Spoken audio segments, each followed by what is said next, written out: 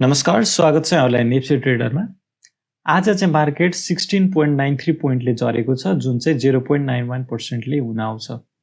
आज चाहिँ हाम्रो मार्केट 1833.69 मा पुगेको छ र आजको गिरावटमा भने पनि 34 वटा कम्पनीहरूले कमाएका छन् र 181 वटा कम्पनीहरूले भने घाटा बिहोर्नु परेको छ र 6 वटा कम्पनीको मूल्य जस्ताको त्यस्तै। आजको टप गेनरको कुरा गर्नुहुन्छ भने विन लघु वित्तले आज 8% को चाहिँ आज यसमा वृद्धि भएको छ। अर्को छ एएनएलबी, यो पनि एउटा लघु वित्त हो, यसमा पनि 6% को वृद्धि छ। त्यस्तै एनआइबिएलजिएफ, यो चाहिँ एउटा म्युचुअल फन्ड हो, यसमा पनि 4.89% को वृद्धि छ। त्यस्तै अर्को डिभेन्चर रहेको छ एसबीआई बैंकको डिभेन्चर र अर्को छ बीपीडब्ल्यू, यो पनि आज 4% को चाहिँ यसले वृद्धि हासिल गर्न सफल भएको छ। त्यस्तै टप लुजरको कुरा गर्नुहुन्छ भने इएचपीएल, एसएसएचएल, बीएचएल, एमपीएफएल र केएलबीएसएलले चाहिँ आज एकदमै धेरै घाटा बिहोर्नु पर्ने कम्पनीहरूमा चाहिँ यी कम्पनीहरू आउँछन्। त्यस्तै टप टर्नओभरको कुरा गर्नु पर्दाखेरि चाहिँ शिवम, एचडिएचपीसी, एचडिएल, टीआरएच र एनआईसीए, यी कम्पनीहरूमा चाहिँ आज इन्भेस्टरहरूले एकदमै धेरै इन्भेस्ट गरेका छन्। त्यस्तै टप भोल्युमको आधारमा हेर्नुहुन्छ भने एचडिएचपीसी, शिवम, जीएचएल, एसएसएचएल, एनआईएमबी, यी कम्पनीहरूमा चाहिँ एकदमै धेरै भोल्युम आएको छ आज। त्यस्तै टप ट्रान्जेक्सनको कुरा गर्नुहुन्छ भने मकर, एसएमजेसी, टेमोर, निफ्रा र एमएचसीएलमा चाहिँ एकदमै धेरै ट्रान्जेक्सन, बाइङ र सेलिङ अर्डर चाहिँ एकदमै धेरै आएको छ।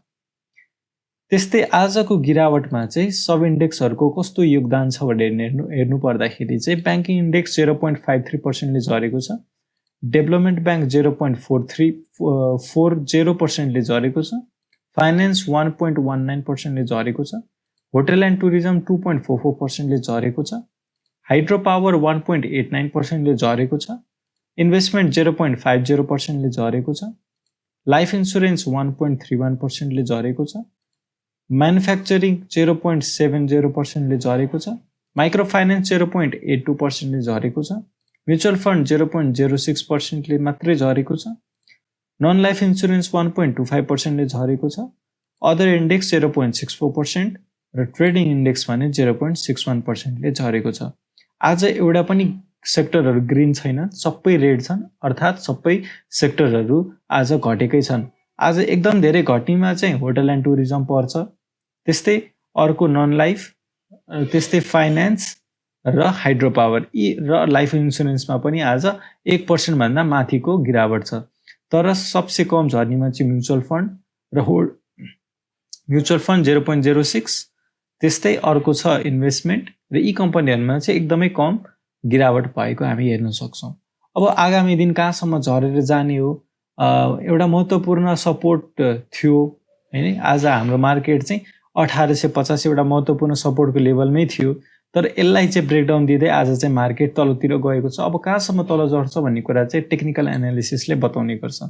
सो हामी यदि हेर्छौँ भने चाहिँ अलरेडी अस्ति जुन एउटा लोवर लो बनाएको थियो, त्यसको चाहिँ अलरेडी हामी लोवर लोलाई ब्रेकडाउन दिएर फेरि मार्केट रिकभर भएर चाहिँ एक्ज्याक्ट त्यही पोइन्टमा चाहिँ हाम्रो मार्केटले आज क्लोजिङ लिएको छ।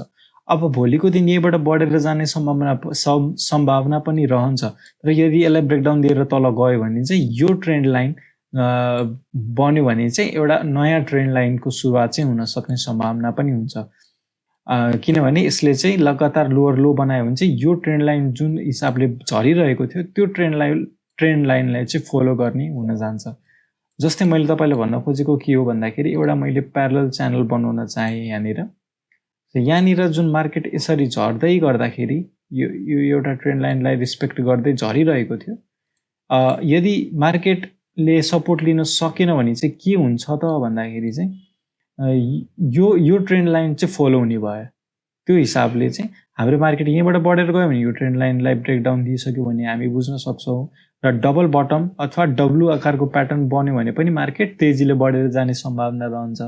तर यदि यो महत्त्वपूर्ण यो एउटा सपोर्टको लेभल छ, यसलाई ब्रेकडाउन दिएर 1800 सम्म मात्र पनि आयो भने एउटा लोवर लो फर्मेसन भइसक्यो, र त्यस पछाडि चाहिँ 1800 मा पनि सपोर्ट नलिने चान्सेस पनि रहन्छ र छन चाहिँ, तर 1800 तिर चाहिँ एउटा स्ट्रङ सपोर्ट भएको कारणले हामीले त्यस्तो आत्तिहाल्नुपर्ने जरुरत पनि खासै चाहिँ छैन है।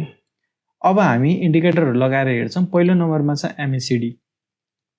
एमएसिडी लगाएर हेर्नु पर्दाखेरि चाहिँ सेल सिग्नल 2 मेमै आइसकेको थियो, त्यो चाहिँ भ्यालिड भइरहेको छ किनभने लगातार हिस्टोग्रामहरू बढिरहेको छ। त्यो हिसाबले चाहिँ सेल सिग्नल आइसकेको छ, पोजिटिभ छैन मार्केट, तर अलरेडी सपोर्टको लेभल चाहिँ नजिकै भएको भएर चाहिँ तपाईँसँग यदि 6 स्टकहरू किन्नु भएको छ ट्रेडिङको लागि भने अहिले चाहिँ होल्डै गर्दा उपयुक्त देखिन्छ। अहिले सेल गर्दा चाहिँ खासै बुद्धिमानी चाहिँ हुँदैन। त्यसै अर्को इन्डिकेटर छ आरएसआई। यसले चाहिँ ओभरअल ट्रेन्डको स्ट्रेन्थलाई जनाउने गर्दछ। यदि आरएसआई हेर्छ भने 40 को लाइनलाई ब्रेकआउट दिएदेखि चाहिँ एउटा अब ट्रेन्ड चाहिँ एकदमै नेगेटिभ वेले चाहिँ तलसम्म जाने सम्भावना रहन्छ।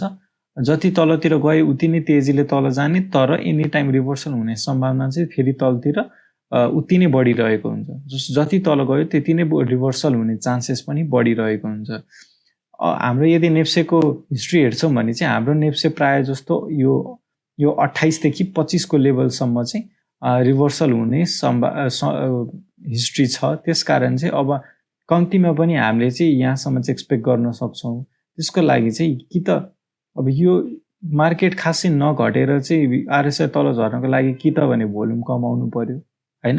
यदि चाहिँ मार्केट यो चाहिँ फेरि ठुलै अङ्कले झर्यो भने बल्ल आरएसआई चाहिँ 28 देखि 25 सम्म पुग्ने देखिन्छ।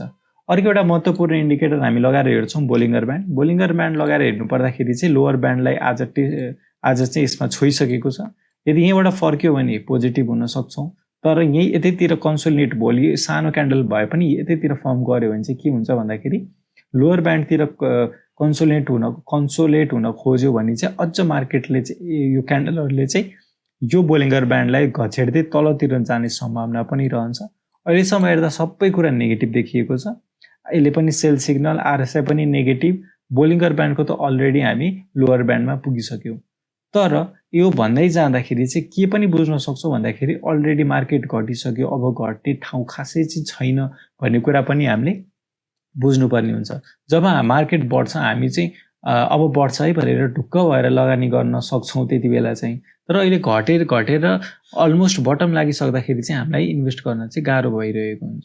यदि तपाईँहरू इन्भेस्टमेन्टको लागि सोच्दै हुनुहुन्छ भने अहिले पनि किन्ने चाहिँ राइट वे हो है। अहिले नकिने कहिले किन्ने भन्ने कुरा हुन्छ। एकचोटि बुल स्टार्ट भएपछि यो प्राइसमा त हामीले यो मूल्यमा कहिले पनि पाउँदैनौँ।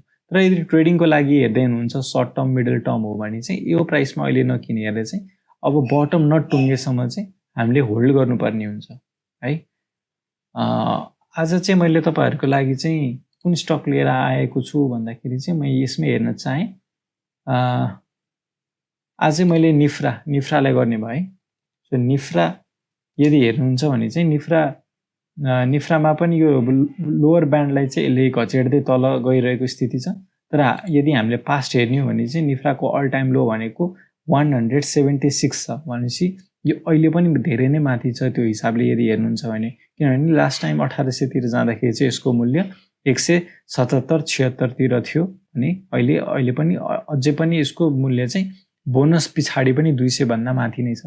सो यस कारणले चाहिँ यसमा अहिले ट्रेड गर्न खासै ठिक स्टक चाहिँ होइन। तर आरएसआई हेर्नुहुन्छ भने यसको आरएसआई अल टाइम लोमा कहाँसम्म गएको थियो भन्दाखेरि चाहिँ 21 सम्म गएको थियो भनेपछि 21 देखि लिएर चाहिँ 21-22 सम्म चाहिँ आउन सक्ने सम्भावना रहन्छ। अहिले चाहिँ 35 मा छ।